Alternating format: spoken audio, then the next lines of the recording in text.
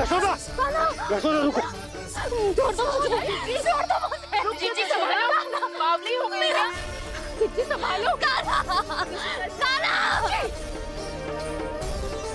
देखो अब कैसे तुम्हारे अस्थियों को तोड़कर छोटे छोटे टुकड़ों में बदल दूंगा मैं।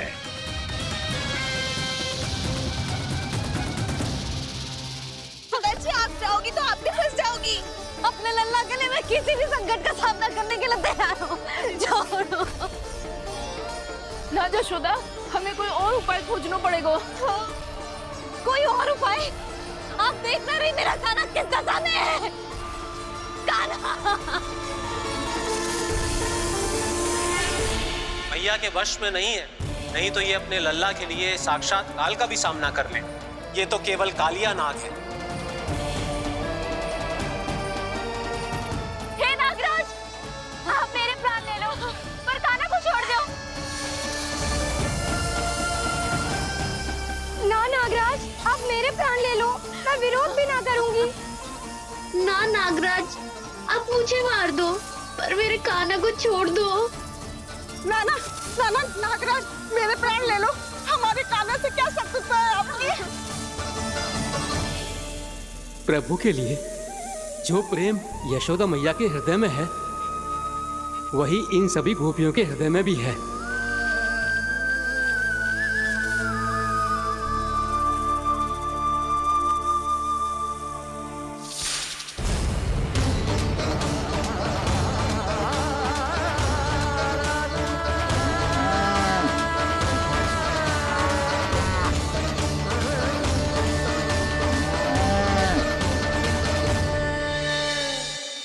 यशोदा, यशोदा, देखो इन गोप गोपियों को, इन गैयाओं को। इन सब के मन में भी तुम्हारी भांति ही ममता भरी हुई। वो सब भी कान्हा से उतना ही प्रेम और स्नेह करती है, उतनी ही ममता से भरी हुई है जितनी कि तुम। तो तुम ही सोचो, जिसके साथ इतनी ममता और इतना स्नेह, इतना प्रेम, उसका कोई क्या कर सकता है? उस काले नाग का वेश इस सब आशीर्वादों के सामने कछु न है। कछु करो जी। उसे बोलो वो मेरे प्राण ले ले, मेरे काना को छोड़ दे। यशोदा,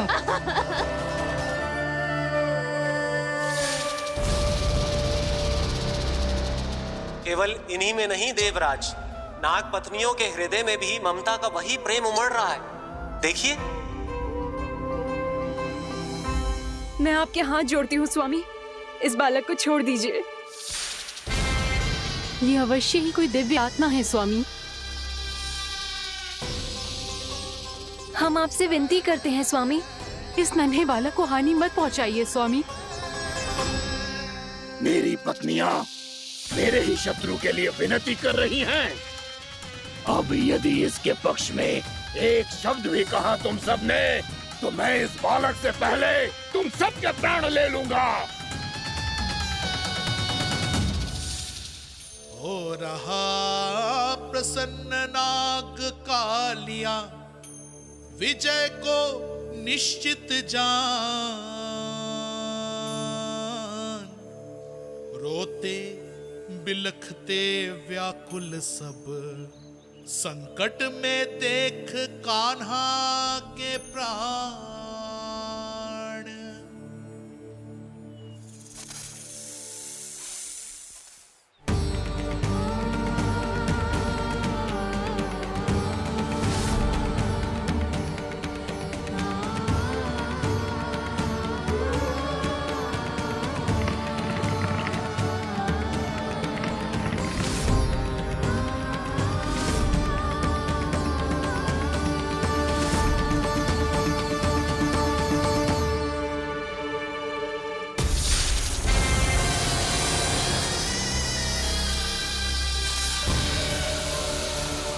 कुछ करो जी, मेरे लल्ला को बचा लो, कोई तो कुछ करो।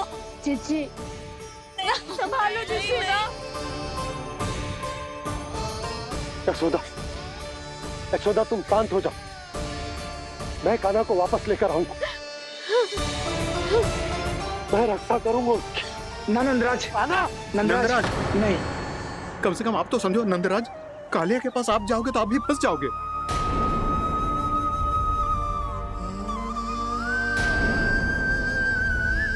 बलराम, तेरा भाई इतनी भीषण संकट में है और तुझे जरा भी दुख ना हो रहा? क्या आप सब अब तक नहीं समझ पाए कि कान्हा सच में कौन है? छोटे बाबा, आप तो उसका सत्य जानते हैं ना?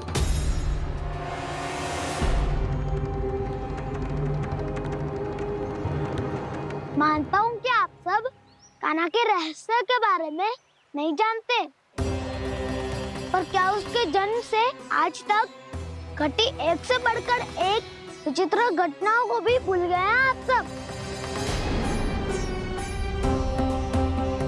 भूल गए हैं कि कैसी पूतना जैसी राक्षसी उसका कुछ बिगाड़ नहीं पाई, कैसे तरनावती जैसा भयानक राक्षस उसे एक खरोच भी नहीं दे पाया था।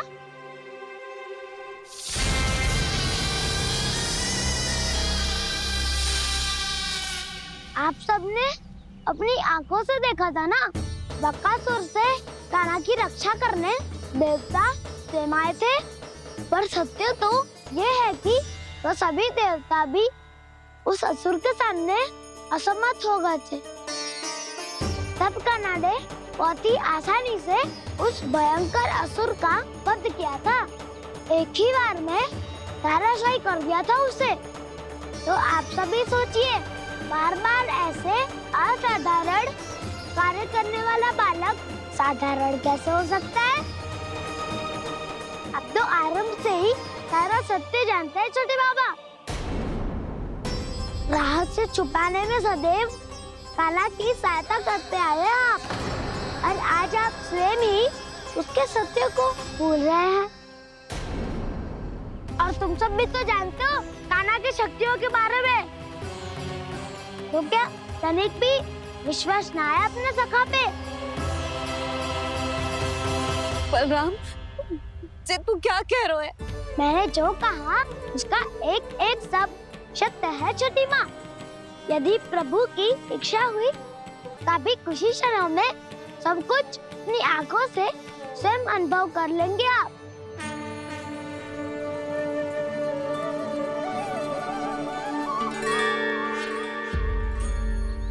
शांताकारं भुजगशयनं पद्मनाभं सुरेशं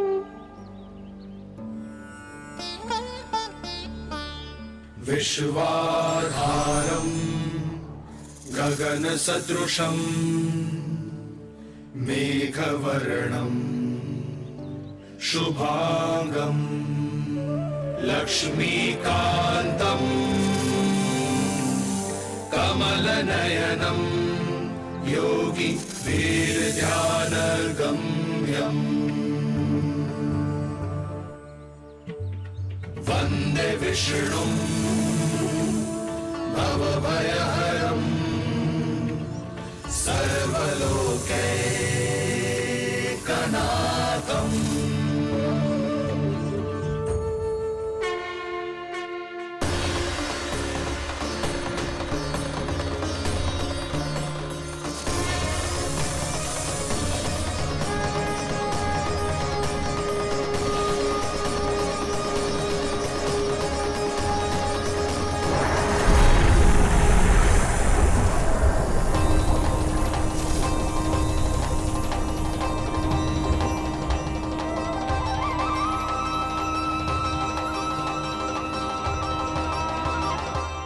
तुझे क्या लगता है बालक कि तू मेरी जगत से निकल गया तो अब बच जाएगा तू?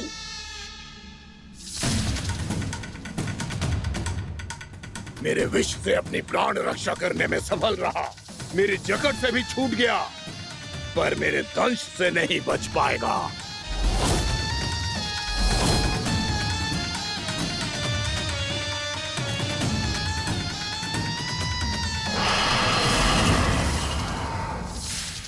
अब भय से भाग रहा है, पर मैं तुझे मृत्यु देकर रहूंगा।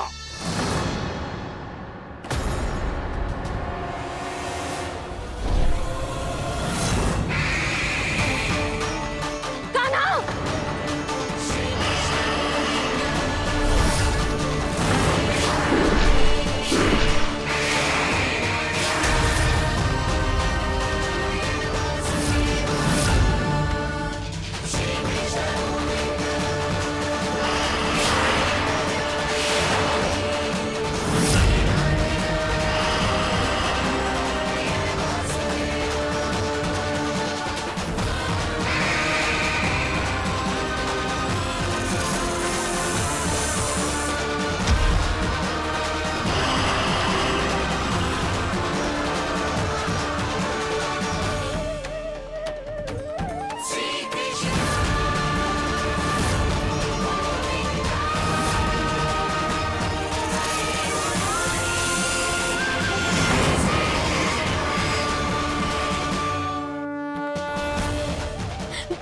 नन्हा सा कान्हा कितनी देर भाग पाएगा?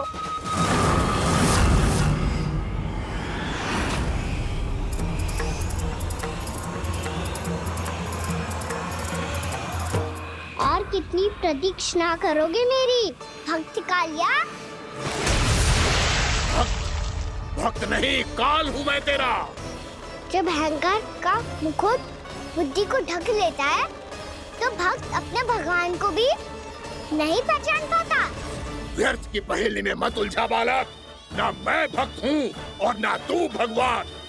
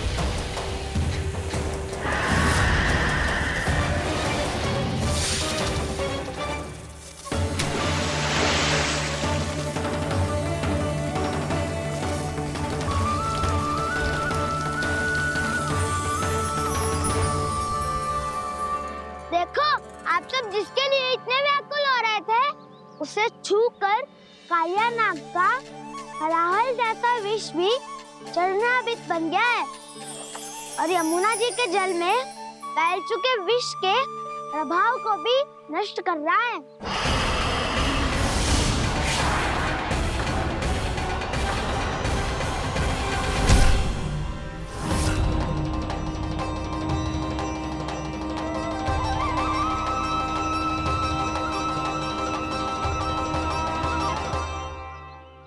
धर्म रक्षक, अधर्म विनाशक प्रभु श्री कृष्ण का कौशल सचमुच अद्वितीय है। नारायण नारायण।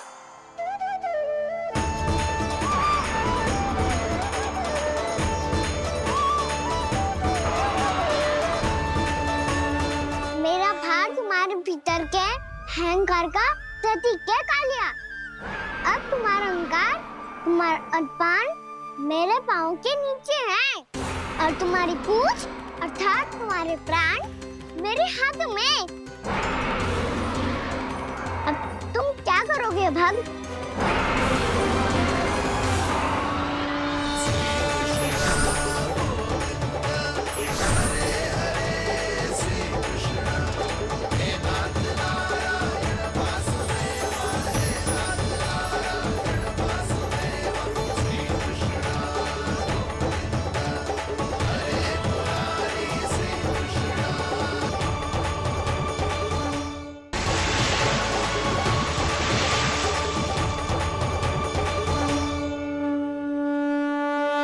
प्रभु, भले ये आपको पहचानने में असमर्थ हो, पर हम सब ने आपको पहचान लिया है। हाँ प्रभु, एक भक्त होने के नाते और एक अर्धांगिनी और माँ होने के नाते मैं आपसे इनके प्राणों की भिक्षा मांगती हूँ। अपनी कृपा दिखाइए और इन्हें क्षमा कर दीजिए। आपके लिए मित्र और शत्रु में कोई अंतर नहीं प्रभु। उसी तरह आपकी कृपा और दंड में भी कोई अंतर नहीं। दोनों दया ही तो हैं, अकारण ही किसी को प्राप्त नहीं होती। हमें विश्वास है कि हमारे पति को मिला ये दंड कोई अभिशाप नहीं है, आपका वरदान है। ये सत्य है प्रभु कि इनसे बहुत से पाप हुए हैं। इनके विष से बहुत सारे जीव जंतु को हानि पहुंची है, पर अब आपके चरण इनके शीश पर पड़ गए हैं। ऐसी कृपा तो बड़े बड़े महान महात्माओं को भी दुर्लभ है, और इन्हें प्राप्त हुआ तो अवश्य ही ये किसी महान पुण्य का ही फल है। हे प्रभु, उन्हीं पुण्य कर्मों की शक्ति का आह्वान कर मैं आपसे विनती करती हूँ, इन्हें प्राण दान दीजिए। मैं अपने इस भक्त को क्षमा अवश्य करूंगा देवियों, यदि ये अपने अहंकार को त्याग कर मुझे पहचान ले तो।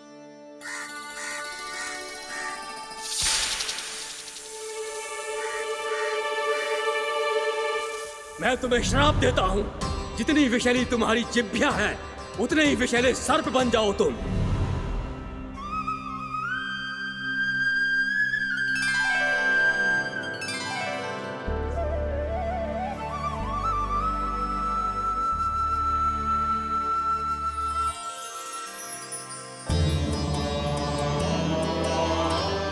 नारायण, मुझे क्षमा कीजिए नारायण। मैं तो आपका परम भक्त था, किंतु मैं आपको पहचान नहीं सका। इसका दंड तो मुझे मिलना ही था, किंतु मैं अब प्रायश्चित करना चाहता हूं। इसके लिए यदि आप मेरे प्राण भी ले लेंगे तो भी मुझे कोई दुख नहीं होगा। मैं अपना जीवन, मृत्यु और अपना अस्तित्व सब कुछ आपको समर्पित करता हूं। श्राप मिला, जिसे विशाल सर्प के रूप में तुम्हारा जन्म हुआ, और सर्प का तो स्वभाव है विष फैलाना, इसीलिए तुम्हें दंड नहीं दूंगा। मैं सिर्फ सभी अपराधों का पश्चाताप कर लिया, इसीलिए मैं तुम्हें क्षमा करता हूँ कालिया।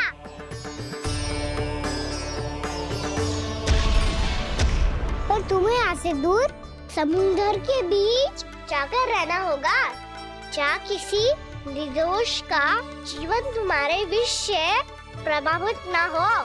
मैं चाहकर भी आपकी इस आज्ञा का पालन नहीं कर सकता। मैं असमर्थ हूँ प्रभु, क्योंकि यदि मैं इस क्षेत्र को छोड़कर गया तो मेरी मृत्यु निश्चित है। आपसे क्या छुपा है प्रभु? आप तो जानते हैं कि सर्प जाति और आपके वाहन गरुड़ के बीच अनंत शत्रुता चल रही है, जिसका प्रारंभ नागों के द्वीप नागालय से हुआ था। उस द्वीप पर छोटे जीवों को निगल जाने के लिए सर्प थे, और गरुड़ को सर्पों का स्वाद बहुत प्रिय था, इसलिए वो बार बार नागद्वीप जाने लगा था। पर इस कारण पूरी सर्प जाति उससे आतंकित हो गई थी। इसलिए जब भी गरुड़ वहां पहुंचता तो सभी सर्प छिपने लगते। जब गरुड़ को इसका आभास हुआ तो उसे बड़ा क्रोध आया, और वो उत्तेजना में भरकर सर्पों का शिकार करने लगा। भूख ना होने पर भी उन्हें मारने लगा। अब सर्पों के प्राण हरना उसके लिए खेल बन गया था। इस भीषण समस्या का समाधान ढूंढने के लिए पूरी सर्प जाति महान सर्प वासुकी के सामने इकट्ठी हुई। हे महान वासुकी, हमारी सहायता कीजिए। नागद्वीप पर गरुड़ ने आतंक मचा दिया है। पहले तो वो हमें अपना भोजन बनाता था, लेकिन अब हम उसके खेल का साधन बन चुके हैं। भूख हो या ना हो, जब तब आकर वो हमारे प्राण हर लेता है। अनुचित हिंसा के इस प्रथा का आरंभ सर्पों ने ही किया है। पहले आप सबने पूरे द्वीप पर अधिकार कर लिया, फिर आहार के साथ साथ आनंद के लिए भी आप सभी ने निर्दोष जीवों की हत्या की। और जब सृष्टि का संतुलन बनाए रखने के लिए गरुड़ आपको अपना आहार बनाने आया, तो आप सब अपने प्राणों की रक्षा के लिए छिपने लगे। तो फिर गरुड़ का उत्तेजित होना तो स्वाभाविक ही था। नागनाथ, जो हमने अन्य जीवों के साथ किया वही अब हमारे साथ हो रहा है, परंतु ये भी तो सृष्टि के संतुलन के विरुद्ध ही है ना? अवश्य है, इसलिए मैं गरुड़ से चर्चा करूंगा। धन्यवाद प्रभु।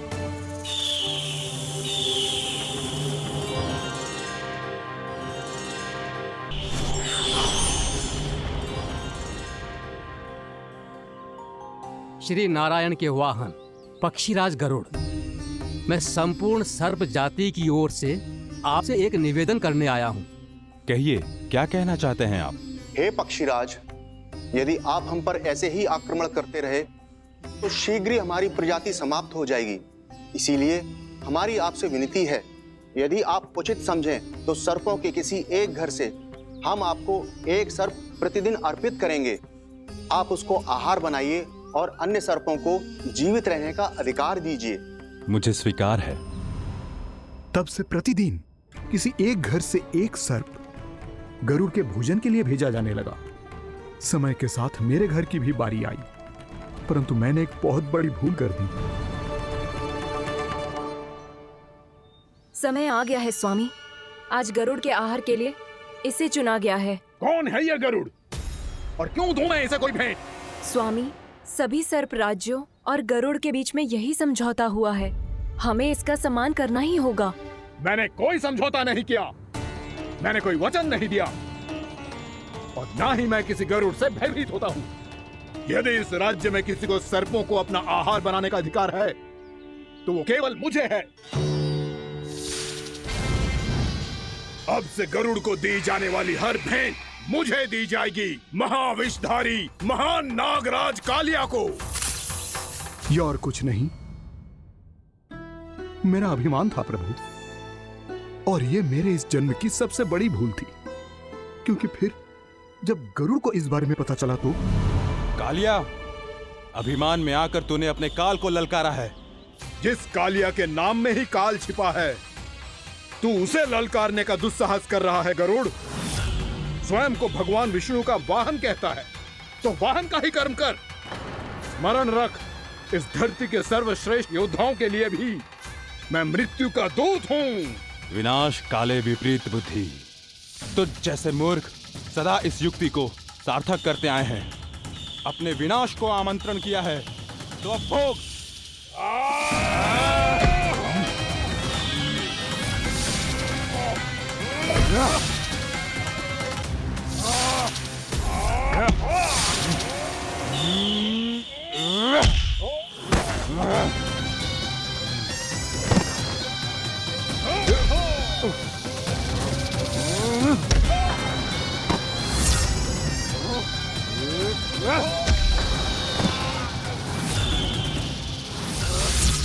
जिसने मेरा भोजन चुराने की धृष्टता की है वो इसी योग्य है।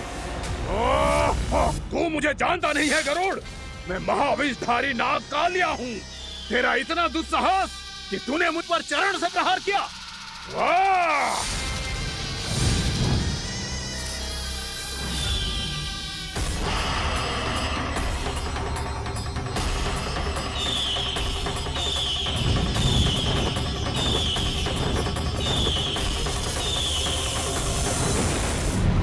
मैं अपने अभिमान में भूल गया था कि गरुड़ मुझसे कहीं अधिक शक्तिशाली है। इसलिए अपने प्राणों की रक्षा करने के लिए मैं एक स्थान से दूसरे स्थान भागने लगा। नदियां, पर्वत, यहां तक कि मैंने सागर भी लांघ डाला, पर मैं जहां भी जाता गरुड़ के रूप में मेरा काल वहीं आ जाता। इसीलिए मृत्यु की आशंका से भयभीत होकर मैं अपने बड़े भाई मां कद्रू के प्रथम पुत्र अनंत शेषनाग से राय लेने चला गया। भैया, मैं यहां आपसे आपकी सहायता लेने आया हूं। मेरी एक छोटी सी भूल के कारण यह गरुड़ मेरा पीछा कर रहा है। मुझे हर समय हर स्थान पे ढूंढते रहता है। यदि उसने मुझे ढूंढ लिया तो वो निश्चित ही मेरे प्राण ले लेगा। मुझे कोई ऐसा स्थान बताइए जहां मैं अपनी पत्नी और अपनी संतानों के साथ शांति से रह सकूं। तुम यमुना नदी के किनारे वृंदावन क्षेत्र में जाके वास करो कालिया। गरुड़ वहां प्रवेश नहीं कर सकता क्योंकि उसे ऋषि सोबरी का श्राप मिला हुआ है।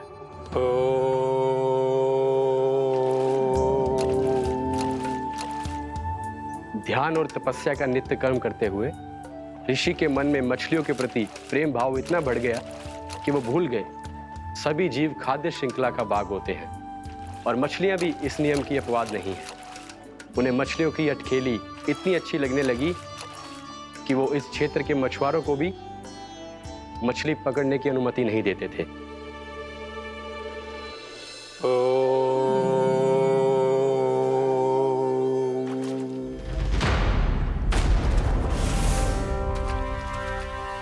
उस दिन वो उस पक्षी को नहीं रोक पाए, पर तब से सावधान रहने लगे। यहां तक कि अपने साधना से भी अधिक ध्यान वो पक्षियों पर केंद्रित करने लगे। ठहरो! इसी क्षण अपनी चोंच में पकड़ी इस मछली को छोड़ दो। तुम्हें इन मछलियों का आहार नहीं करना चाहिए पक्षीराज। ये तो खाद्य श्रृंखला का नियम है ऋषिवर। यदि मैं इनका आहार नहीं करूंगा तो कोई और पक्षी कर लेगा। मैं अपने आनंद या प्रतिशोध के लिए इनके प्राण नहीं ले रहा। ये तो बस मेरा भोजन है। पर यह मेरा तपस्या स्थल है। तुम यहाँ शिकार करके मेरी साधना में विघ्न नहीं डाल सकते पक्षीराज। यदि आपकी यही इच्छा है तो मैं आज के बाद यहाँ नहीं आऊंगा।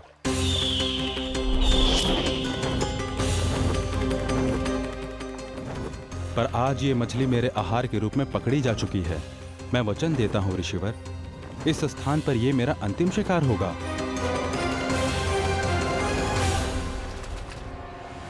आज के बाद यदि तुमने वृंदावन की निकट उड़ान भी भरी तो तुम सैकड़ों टुकड़ों में फटकर मारे जाओगे पक्षीराज। ये मेरा श्राप है।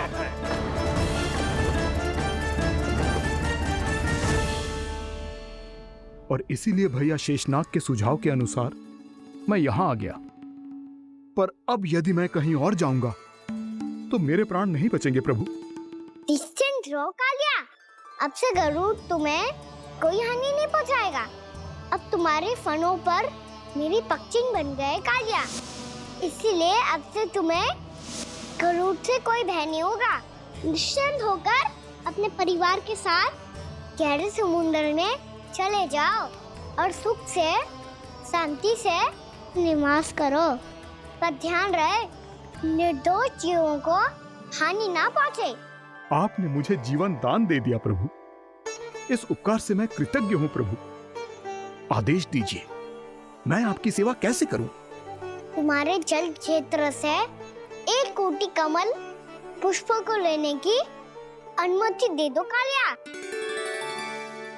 यही मेरी सेवा होगी। प्रभु, ये तो मेरा सौभाग्य होगा।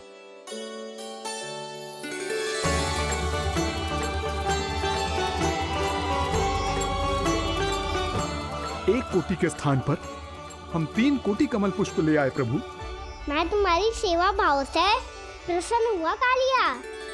रमनाथ द्वीप पर चले जाओ ताकि तुम्हारे कारण फिर कभी किसी निर्दोष जीव को हानि ना पहुंचे और न ही तुम्हारा विष मेरे प्रिय यमुना नदी के जल को दूषित कर पाए। मैं तुम्हें आशीर्वाद देता हूँ। आज यहाँ मेरे द्वारा तुम्हें दिए गए इस आदेश का स्मरण जो भी भक्त करेगा और प्रातः काल और संध्या काल में इसका उच्चारण करेगा, उसे फिर कभी किसी संकट से कोई भय नहीं होगा। ये स्थान अब से काला कुंड के नाम से जाना जाएगा। यहाँ पर स्नान करने वाला और देवताओं को इस क्षेत्र से जल का अर्घ्य देकर प्रसन्न करने वाला भक्त यदि मेरा स्मरण करके पा सकेगा तो वो अपने सभी पापों से शीघ्र मुक्त हो जाएगा।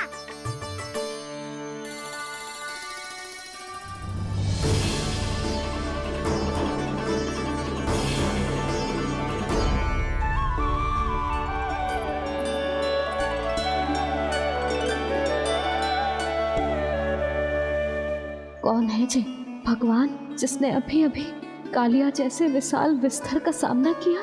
क्या एक साधारण बालक जो शीत की अधिकता से ठिठुर रहा है? क्या करूं? मैं लल्ला को ममता के आंचल में छुपा लूं या भक्त बनकर प्रभु की लीला देखती रहूं? क्या करूं मैं? कितना ठंडा था जल, बहुत सर्दी लग रही है। सर्दी से तड़पते हुए कैसे देखूं इसे? अभी जाके अपने पल्लू से सुखाती हूँ। हृदय से लगा के स्नेह की आंच दूंगी तो सर्दी पल भर में छूमंतर हो जाएगी।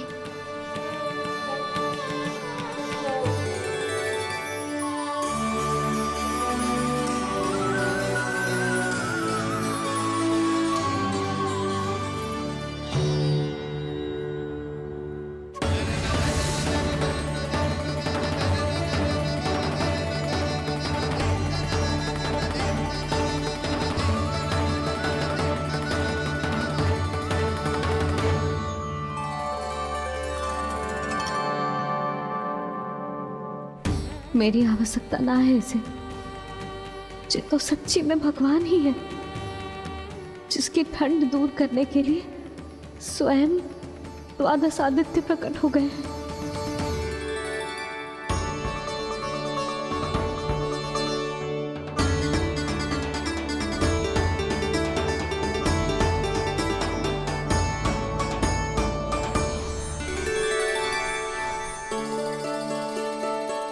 ये क्या किया आपने? मैया मुझे अपने हृदय से लगाने वाली थी कि आप सब प्रकट हो गए।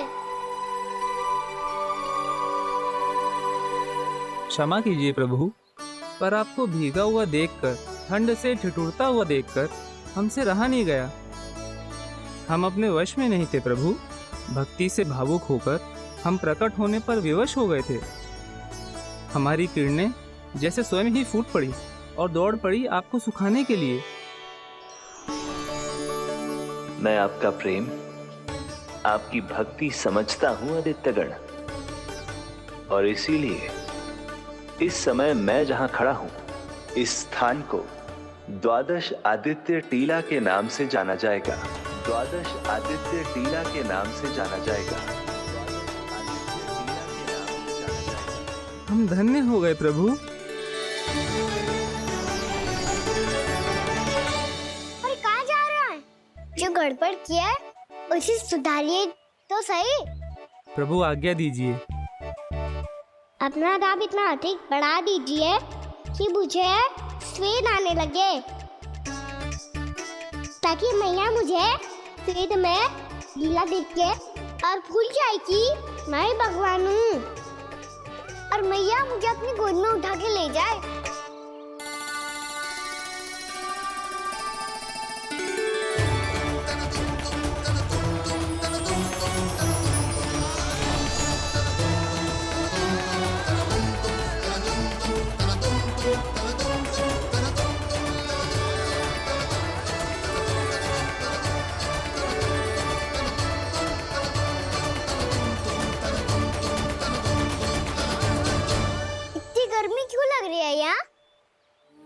श्वेत की एक बूंद भी आती थी तो मैं अपना आंचल लेकर पहुंच जाती थी इसके पास। जानती ही नहीं थी कि चेतु स्वयं वायुदेव को आदेश दे सकते हैं कि वो बहने लगे और उसका सारा श्वेत सुखा दे। वायुदेव की आवश्यकता नहीं है मैया, मुझे आप ही चाहिए।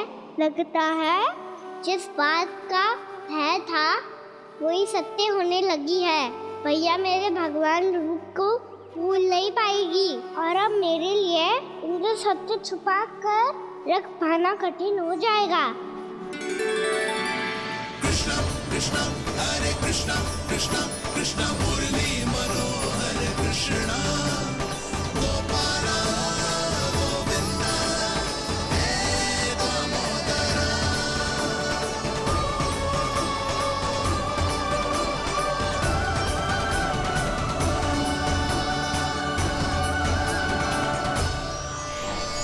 प्रभु, आपके श्वेत से बने इस प्रसंगदान सरोवर का प्रणाम स्वीकार कीजिए।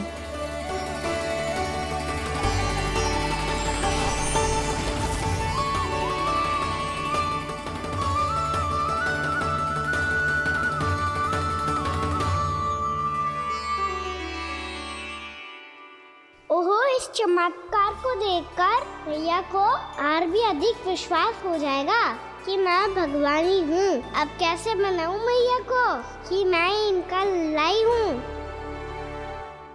बाबा है ना, अब तो यही सहायता करेंगे।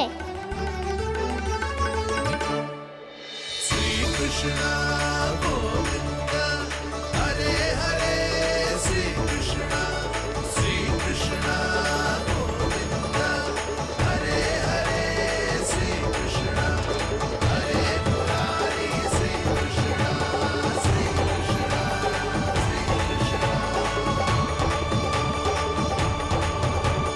एक कोटि ना, मैंने तो 3 कोटि कमल पुष्पों का प्रबंध कर दिया है और चिंता करने की आवश्यकता ना है। 1 कोटि कमल के स्थान पर 3 कोटि कमल पुष्प मिल गए हैं। हाँ कान्हा, मैं उचित संदेश के साथ ये सारे पुष्प उस कंस के पास भिजवा दो। महाप्रक्रमी कान्हा की जय। वृंदावन रक्षक कान्हा की जय। महाप्रक्रमी कान्हा की जय। भानु जी नंदराज। बाकी गांव वालों को लेकर ये सारे पुष्प इकट्ठा करो और कंस के दरबार में पहुंचाओ। जी।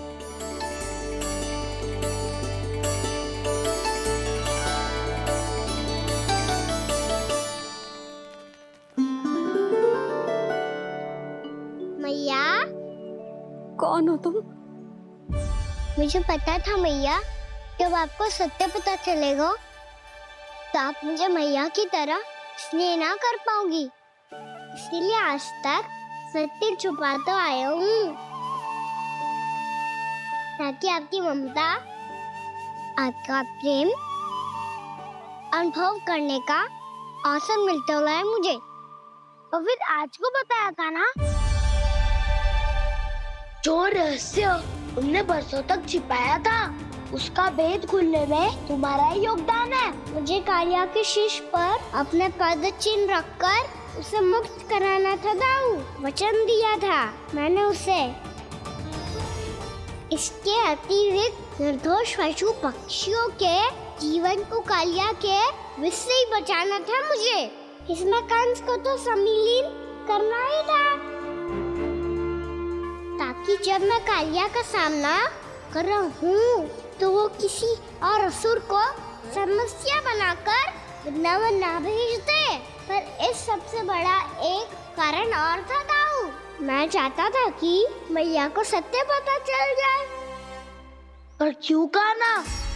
क्योंकि मुझे लगने लगा था कि मैया से ये रहस्य छुपाकर इनके साथ धोखा कर रहा हूँ। अपराध बोध से दबा जा रहा था मैं।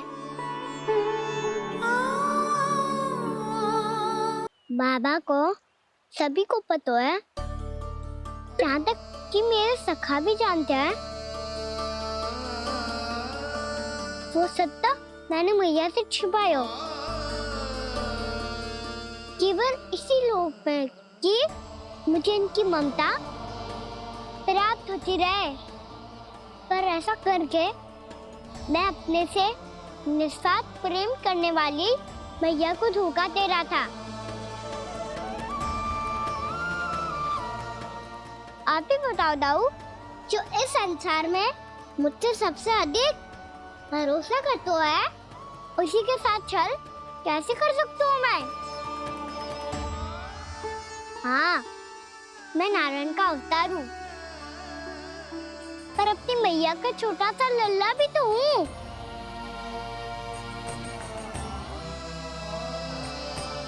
इसीलिए तो यमुना जी में छलांग लगाने का एक कारण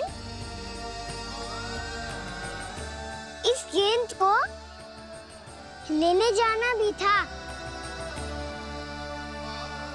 ने स्नेह से बनाई थी मैया ने गेंद, इसे अपने से दूर कैसे होने देता मैं?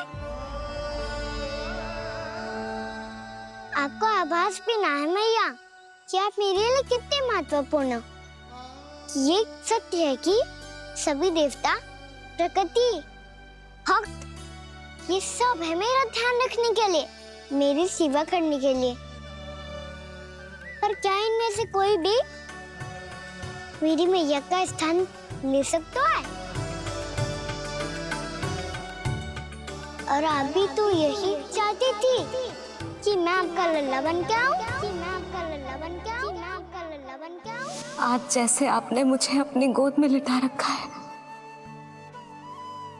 क्या कुछ ऐसा नहीं हो सकता कि शीघ्र ही मुझे आपको अपनी गोद में खिलाने का अवसर मिल जाए? मैया, नारायण का अवतार हूँ ना, क्या इतनी बड़ी समस्या है कि आप हृदय से भी ना लगा सकते? मैया,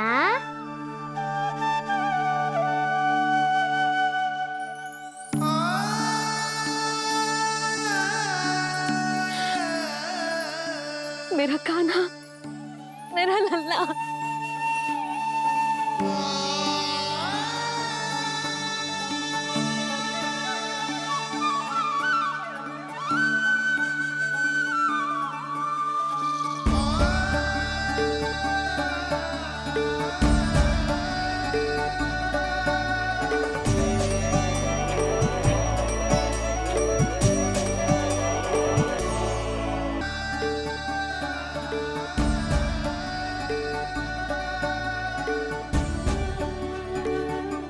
सत्य है कि ये जानने के बाद कि तू श्री नारायण का अवतार है, मैं तुझे भगवान की तरह ही देख पाऊंगी। पर मेरे हृदय की जो ममता है ना, वो भक्त से कहीं अधिक है लल्ला। फिर चाहे तू साधारण बालक हो या श्री नारायण का अवतार, तू सदैव ही मेरा लल्ला है, मेरा लल्ला था और सदैव ही रहेगा। यशोमती मैया का नंद लाला, यशोमती मैया का नंद लाला। यशोमती मैया के नंद लाला, यशोमती मैया के नंद लाला, यशोमती मैया के नंद लाला, यशोमती मैया के नंद लाला।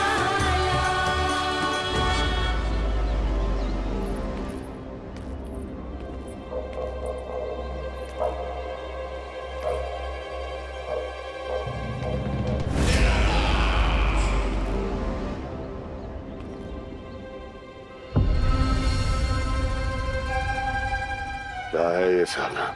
वृंदावन से पत्र आया है महाराज। विनती की गई है कि इसे आपके सामने पढ़ा जाए। पढ़ो। शीघ्र करो। महाराज कंस, पूजा के लिए आपको 1 कोटि कमल पुष्पों की आवश्यकता थी। वृंदावन वासियों की ओर से मैं आपको 3 कोटि पुष्पों की भेंट भेज रहे हूँ। कृपया अतिरिक्त पुष्पों को अपनी गोप प्रजा की विनम्र श्रद्धांजलि समझकर स्वीकार करो महाराज। आपको ये जानकर प्रसन्नता होगी कि जैसे ही मेरा पुत्र कृष्ण कालिया नाग के सामने पहुंचो, वो महाभयंकर नाग भी आपके भय से कांप उठा और स्वयं ही ये सभी पुष्प हमारे द्वार पे पहुंचा गो। यदि आपको अब भी आवश्यकता हो तो और भी पुष्पों का प्रबंध किया जा सकता है। आपका विनीत गोपराज नंद। हमारा संघर्ष अभी समाप्त नहीं हुआ है विष्णु अवतार। यशोमती मैया का नंदलाला।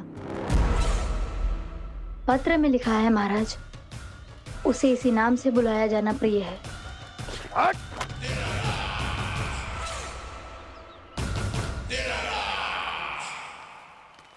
जैसे आपने कही वैसे ही करो। हमने कंस के राजभवन को पुष्प से भर दियो है। मुझे तो ऐसा लग रही है इतने पुष्प देख के कंस को चक्कर आ जाएंगे। आपका पत्र पढ़ के उसे ये समझ में आगा होगा कि वृंदावन वासियों से उलझना ठीक ना है उसके लिए।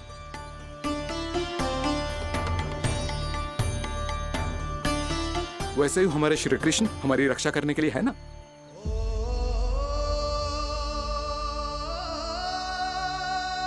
सूर्या सोने वालों है, हमें अब घर चलना चाहिए। मुझे बहुत थकान लग रही है नंदराज। हाँ, मैं भी बहुत थक गई हूँ। नंदराज, कमल पुष्पों को गाड़ी में लादकर मथुरा पहुंचाने में अब हम भी बहुत थक गए। तो आप सब लोग रात्रि को यहाँ रुकना चाहते हैं? वैसे सुझाव तो अच्छा है नंदराज। अब कालिया नाग के स्थान से जाने के बाद प्रकृति कितनी खिल उठी है, क्यों जसोदा जी?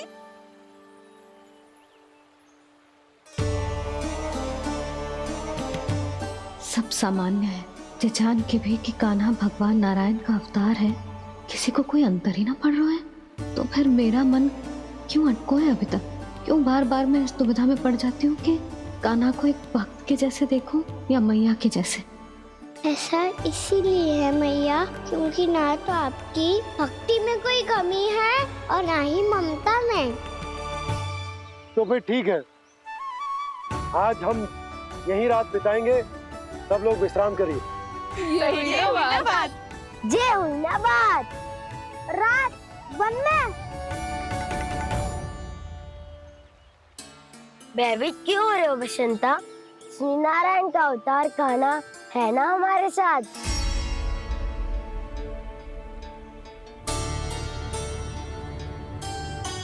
लगता है कोई मैया को भूलने ही नहीं देगा कि मैं नारायण का अवतार हूँ।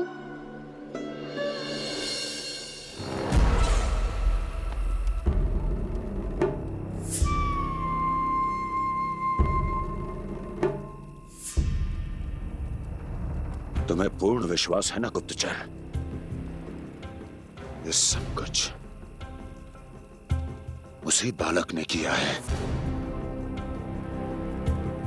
उसी ने कालिया को पराजित करके यहां से दूर भेज दिया है। मैंने अपनी आंखों से देखा है महाराज।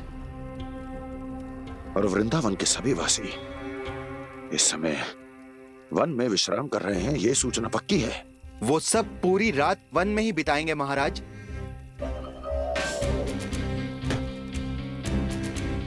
मेरी रातों की नींद छीनकर वो वन में आनंद कर रहे हैं।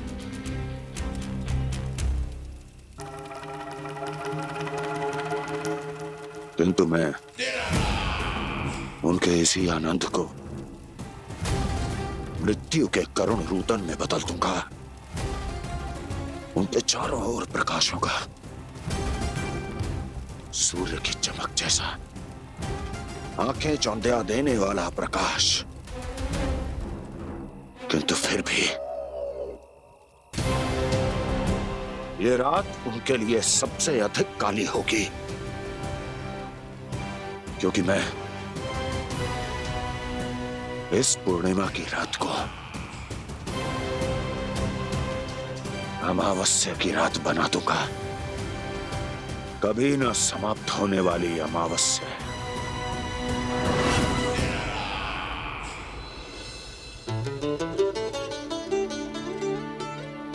भाभी देखो, वन देवी प्रसाद के लिए जे केले लाई हूँ मैं। हाँ दिखा तो, इसमें से पक्के केले कान्हा के लिए चुन लेती हूँ। पर वो तो नारायण का अवतार है, उसके लिए फल कैसे चुनूं मैं? जो उसके हाथ में आएगा अपने आप ही मीठा हो जाएगा। भाभी क्या होगा? रुक क्यों गई? कछू ना दिखा।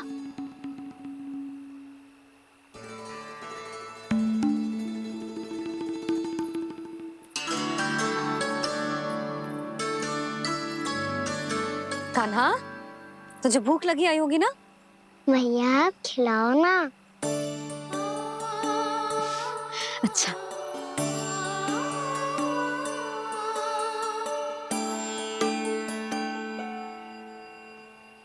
ले।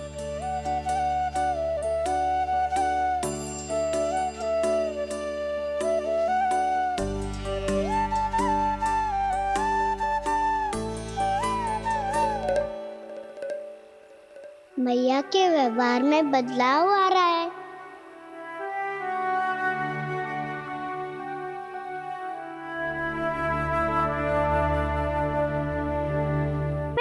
आग जलाना सिखा रहे है ताकि भयानक पशु को दूर करा जा सके। भैया मैं जाऊं?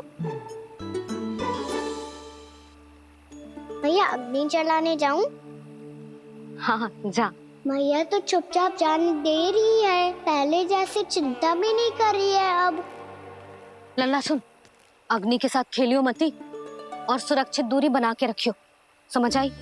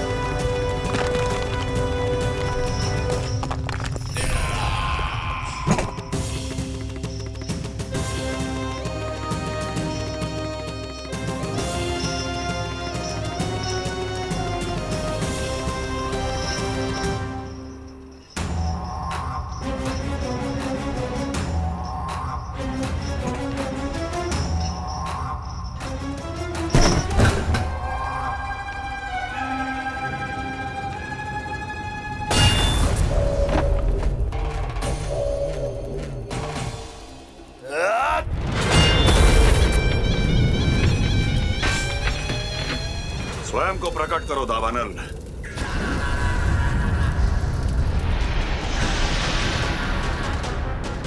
प्रणाम महाराज। महाराज कंस, इस कारागार से मुक्त करवाने के लिए आपका बहुत बहुत धन्यवाद। बताइए, इस उपकार का ऋण कैसे चुकाऊं? बस वही करो दावानल जो तुम्हें सबसे अधिक प्रिय है। अपने नाम को स्वयं सार्थक करो। जला दो, पूरे वृंदावन को जला दो। कीट, पशु, पक्षी, वनस्पतियां, वृक्ष, यहां तक के मानव भी, कोई भी जीवित प्राणी जीवित नहीं बचना चाहिए। जला दो सबको, सबको। आपकी आज्ञा ही मेरी इच्छा है और आपकी इच्छा ही मेरी आज्ञा। तुम सबने देखो अजय, अधिक कठिन ना है ये। 2 पत्थर हाथ में पकड़ ले, ऐसे रगड़ लो है, चिंगारी निकलेगी, घास फूस अग्नि पकड़ेगी और भक्क से जल जाए वो। लो करो, लो सुबल।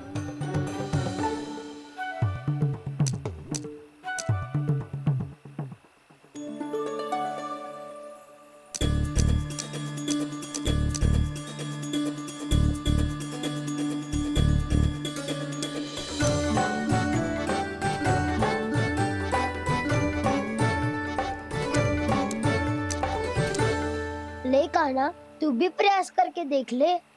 पर जितना सरल जे कह रहे थे उतना सरल ना है अग्नि जलाना।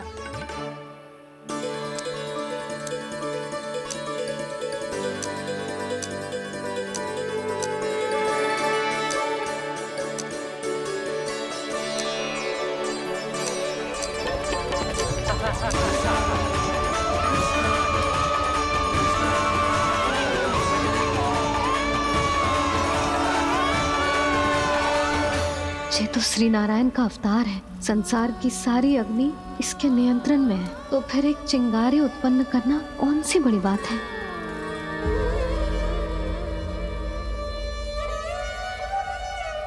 ऐसे तो मैया मुझे धीरे धीरे अपना लल्ला मारना ही भूल जाएगी। ये उचित नहीं है। अब मुझे ही कुछ करना होगा।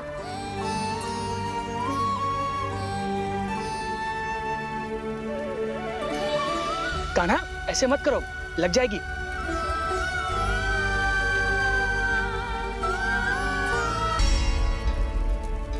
कान्हा, संभाल के, ध्यान कहाँ है तेरो?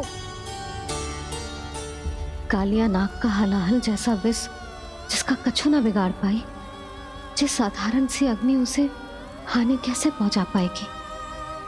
मेरी ममता बार बार चिंता करने पे विवश कर देती है मुझे। भूल जाती हूँ मैं कि ये तो श्री नारायण का अवतार है।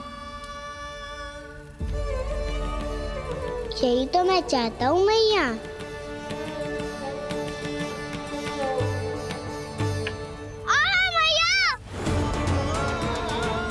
कान्हा, कान्हा, देखा देखा, कहाँ लगी? हाँ, बोला था ना अग्नि से दूर रहने। दिखा,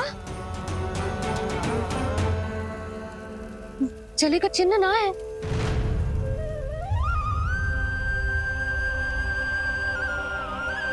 मेरे साथ खेल खेल रहा है जे।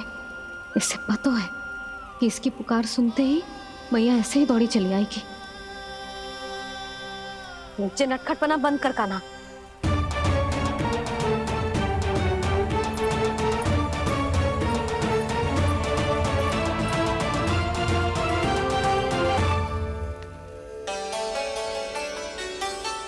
यशोदा, आ जाओ, कान्हा को भी बुला लो।